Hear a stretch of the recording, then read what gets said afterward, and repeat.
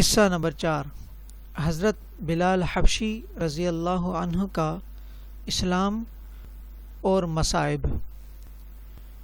حضرت بلال حبشی رضی اللہ عنہ مشہور صحابی ہیں جو مسجد نبوی کے ہمیشہ مؤذن رہے۔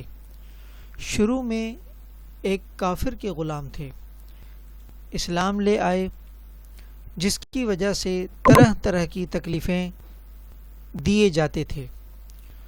امیہ بن خلف جو مسلمانوں کا سخت دشمن تھا، ان کو سخت گرمی میں دوپہر کے وقت تپتی ہوئی ریت پر سیدھا لٹا کر ان کے سینے پر پتھر کی بڑی چٹان رکھ دیتا تھا تاکہ وہ حرکت نہ کر سکیں، اور کہتا تھا کہ یا اس حال میں مر جائیں اور زندگی چاہیں تو اسلام سے ہٹ جائیں، مگر وہ اس حالت میں بھی احد احد کہتے تھے، یعنی معبود ایک ہی ہے۔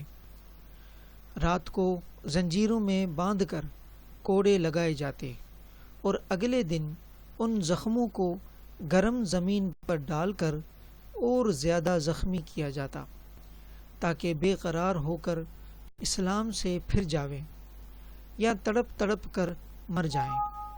عذاب دینے والے اکتا جاتے، کبھی ابو جہل کا نمبر آتا، کبھی امیہ بن خلف کا، کبھی اوروں کا۔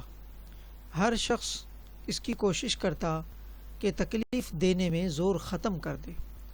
حضرت ابو بکر صدیق رضی اللہ عنہ نے اس حالت میں دیکھا تو ان کو خرید کر آزاد فرمایا۔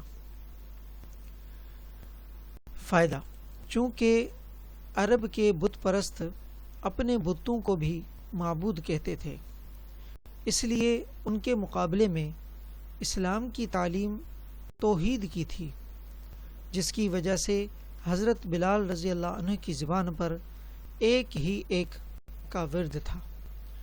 یہ تعلق اور عشق کی بات ہے۔ ہم جھوٹی محبتوں میں دیکھتے ہیں کہ جس سے محبت ہو جاتی ہے اس کا نام لینے میں لطف آتا ہے، بے فائدہ اس کو رٹا جاتا ہے، تو اللہ کی محبت کا کیا کہنا جو دین اور دنیا میں دونوں جگہ کام آنے والی ہے۔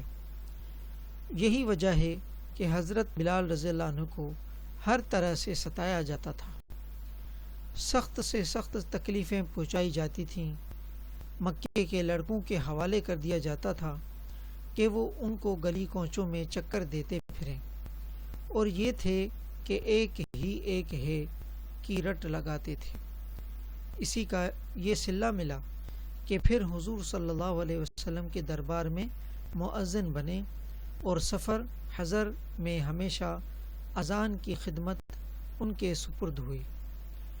حضور صلی اللہ علیہ وسلم کے وصال کے بعد مدینہ طیبہ میں رہنا اور حضور صلی اللہ علیہ وسلم کی جگہ کو خالی دیکھنا مشکل ہو گیا، اس لیے ارادہ کیا کہ اپنی زندگی میں جتنے دن ہیں جہاد میں گزار دوں، اس لیے جہاد میں شرکت کی نیت سے چل دیے۔